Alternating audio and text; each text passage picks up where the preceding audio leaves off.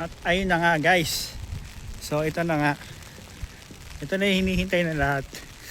Charot. Okay. Gusto ba bang malaman ng sahod ng Hungary at saka Slovakia dito sa Euro? So tapusin mo tong video na to, ipapakita ko sa inyo yung mga payslip na nakalap ko sa Hungary. Tapos siyempre yung mga payslip na kasama ko dito sa may Slovakia, papakita ko rin sa inyo. No? So bago tayo mag-umpisa, please click subscribe and hit yung notification para sa mga ganitong tips, tricks, reveal or something like that. Follow nyo na rin ako sa Facebook page ko, Boss Purple sa Europe, tsaka Boss Purple. Ay, Purple OTV. Alright, so yun.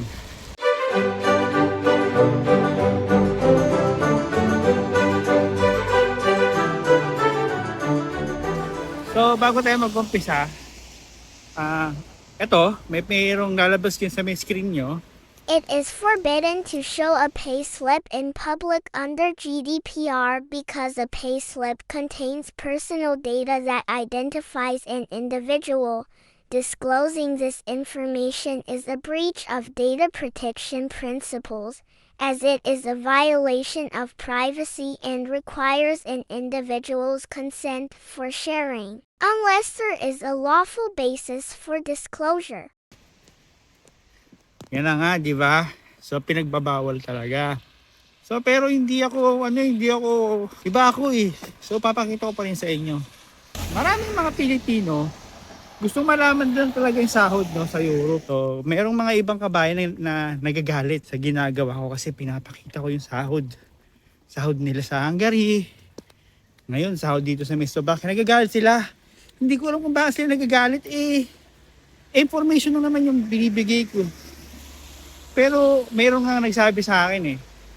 Kaya ayaw nilang ipakita yung sahod nila. Kasi raw, baka makita ng asawa nila, pamilya nila, alam mo yun. So hindi sila transparent sa mga, lalo na sa asawa nila. No? Ang pangit naman nun. So anyway, wala kayong magagawa. Ito na gagawin ko. So magandang araw sa inyo lahat. Ito na nga ang sahod reveal. Meron akong mga payslip na ipapakita sa inyo. Yung mga payslip na to, galing to sa mga follower natin. Nagbigay sila ng consent.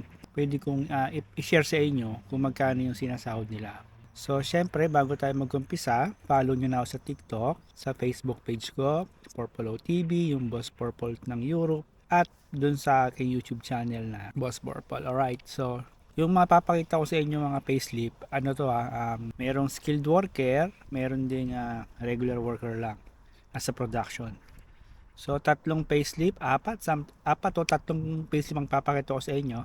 I-blur ko yung mga details. Ang ipapakita ko na lang sa inyo, yung date ng payslip, tapos yung amount na nakuha nila. So, tara, mag-umpisa tayo sa pinaka malaki. Yang nasa screen nyo, payslip to ng kabayan natin dito sa Hungary. Nagtatrabaho siya sa isang malaking company at skilled worker siya. At ito, ganito kalaki yung sinasahod niya. Itong payroll na to is 2026 January. Ang basic wage niya ay nasa 440,000 forint. Alright, so papakita ko sa inyo dyan. Meron siyang mga extra bonus, Sunday pay, ship supplement, 40%, extra bonus, Locas Pass Travel Connection. So yung gross income niya is nasa 1,037,756 forint. At ang nakuha niya, dahil meron pala siyang travel refund, ang nakuha niya in total is 1.7 million forint. Imagine nyo yan. Meron palang ganyang Pilipino somewhere in Hungary sumasahod ng ganyang kalaki. Imagine nyo yan guys, no? Napakalaki. So hindi pa natatapos to. So, itago na lang natin siyang pangalan na Royal Blood. Kasi yung kapangalan niya something na pang Royal Family. So, mayroon pa siyang pinakita sa akin na payslip niya. Ito. Yan. Ito naman, month end payroll niya ng 2026 ng March. So, yung basic wage niya from 440 naging 660,000 forint.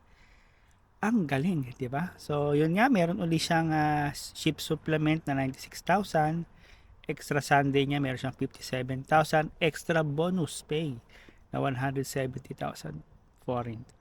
At ang gross income niya is tumataginting na 1.5 1,561,983,000 foreign kanyang natanggap, kanyang kalaki. Isipin mo yan, ano na lang magagawa niya sa pera niya. Baka naman boss, kahit man lang bigyan mo ko ng rose or mga stars sa Facebook ko, baka naman, diba? So ganyan, ganyang kalaki sila sahod ng kabayan natin sa Hungary. So ang trabaho niya rito sa Hungary, sa Hungary is skilled worker siya. Ganyang kalaki sa skilled worker at nagwe-welding siya. So yun na nga, spoiler na nga. Sige na, sabihin ko na nga kung anong klaseng trabaho niya. Production lang naman ng tren metro. Ayun ang ginagawa niya. So paalaan na kayo. Kung gusto niyo siyang makausap, hanapin niyo yung mga comment niya ron sa yung mga comment niya sa Facebook page ko. Hanapin niyo na lang siya doon.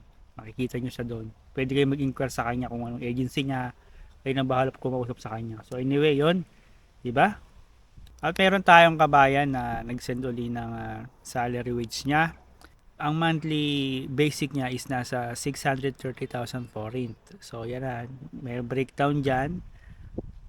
Meron siyang overtime, 32,000. So ang transfer na, yung malinis nang nakuha niya is 562,000 foreign. Ayun na yung nakuha niya. So, di ba? Hindi pare-parehas. So itong payslip na to, di ba? Laki. So, parang ang laki ng binaba, pero malaki.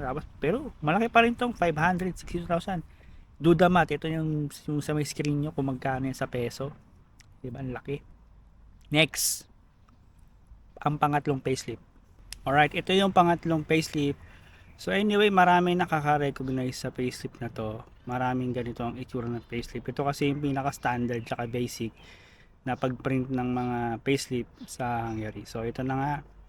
Ang basic wage niya is nasa 379,400 forint. So meron siyang overtime na 34, supplement na 34, ship premium 69,000.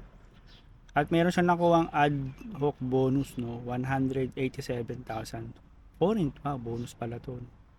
Anyway, tapos ang total is nakuha niya is 755,000 at ang take home niya is nasa na lang 502,000 forint. Ayan ang nakuha niya.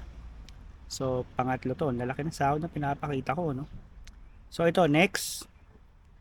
Ito naman yung talagang may something na kupit. Ipapakita ko sa inyo. May something kupit.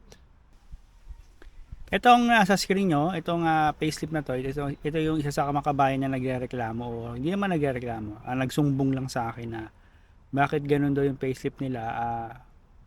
Hindi daw binabayaran daw yung something na overtime nila. Minsan daw yung Sabado hindi daw nababayaran ng tama. So pag silip ko nga, tama naman talaga yung sinabi niya. So ito yung basic pay, yung basic pay niya is nasa 425,000 forint. No? At meron siyang SEP card na 40,000 forint.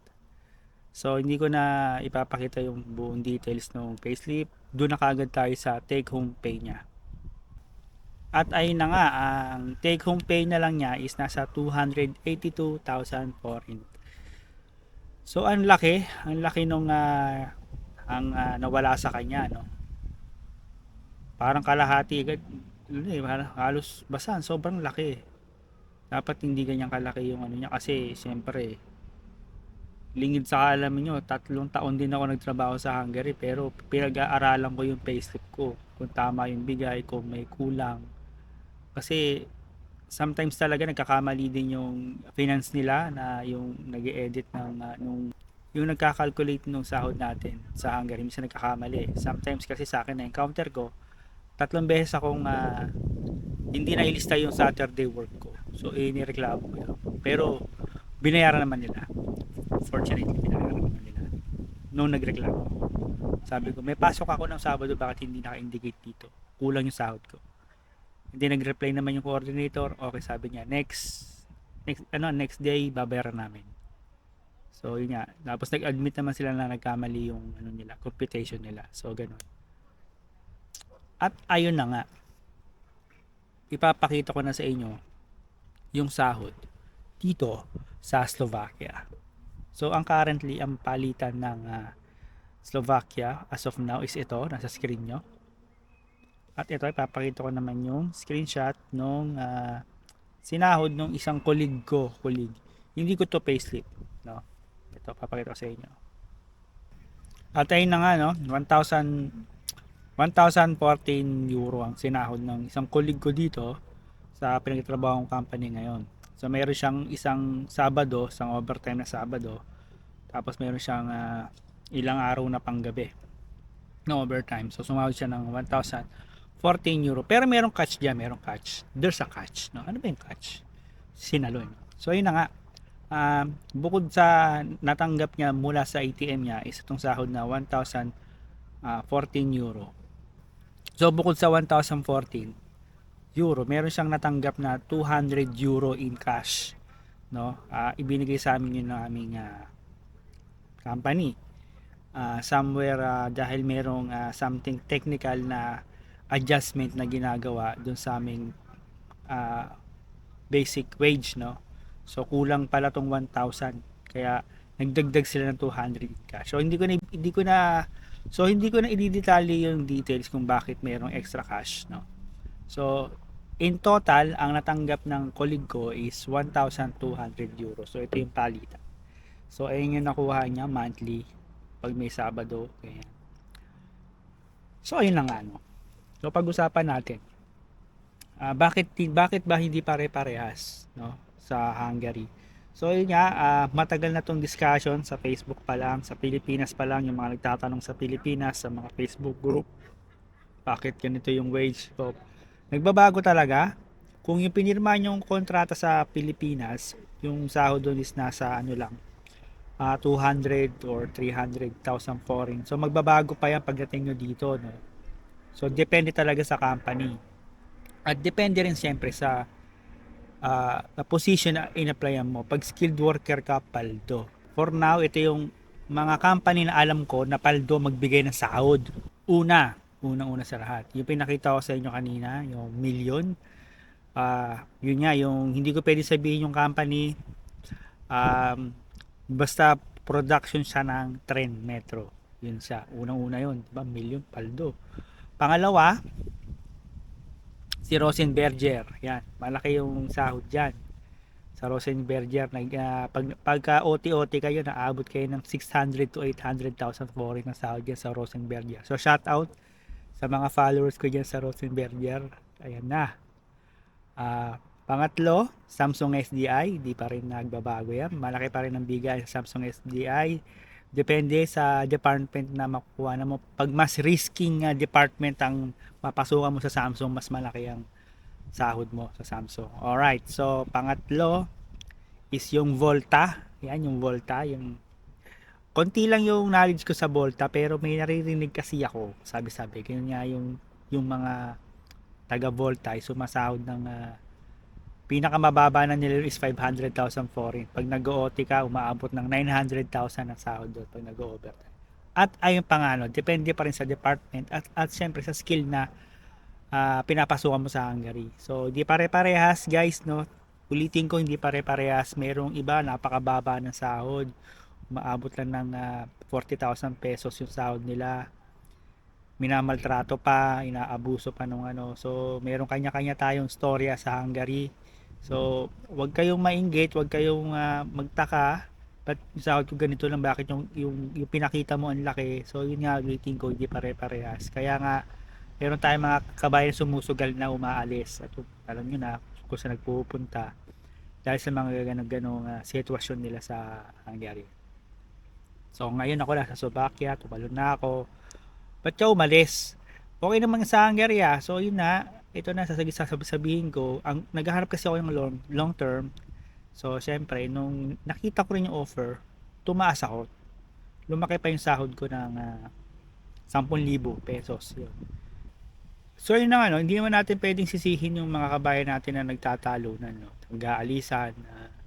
Siyempre, meron din silang pinagdadaanan tsaka hindi natin alam yung mga kwento ng buhay nila. So, respetuhin na lang natin, no? Yun lang. Tapos, siyempre, meron talagang mga kabayan na magagalit. Ah, kasi bakit ko pinapakita yung sahod nila? Bakit ko pinapakita yung sahod sa Hungary? Bakit ba? Content ko to eh. Kung di nyo gusto, edi malis kayo, i-swipe nyo na lang. So, ang purpose lang kasi ng video na to, para yung mga aspirant na mga nasa Pilipinas na gustong mag-abroad, mayroon na kayong idea, no? Na ganyan ang sahod, hindi pare-parehas. Merong malaki, merong maganda. So, yun na lang, no? So, kasi meron kasi may ibang kakabayan na tinatago yung sahod nila sa asawa nila, sa pamilya nila. Hindi ko lang bakit, anong bang purpose nila eh. Bakit ganun eh. So ikaw dapat maging transparent ka sa asawa mo, kabayan. So yun lang. Kung meron kang ginagawang kalokohan dito, desisyon mo 'yan. Malaki ka na, hindi kita pipigilan. Alam mo na yung tama at mali, yun lang masasabi ko sa inyo, kabayan. So hanggang dito na lang guys, kung natuwa kayo sa video na to at nagkaroon kayo ng idea na naman sa akin. So i-follow nyo ako sa Facebook, sa TikTok, sa dalawang page ko sa Facebook, tsaka sa YouTube channel ko. Subscribe na kayo at mag-comment kayo. Mag-away-away kayo sa comment, wala akong pakialam dyan. Mahalaga, meron akong engagement. Yun na lang. So ingat kayo palagi. Healthy, God bless. Lagi kong sinasabi, peace. Follow me for more. Subscribe.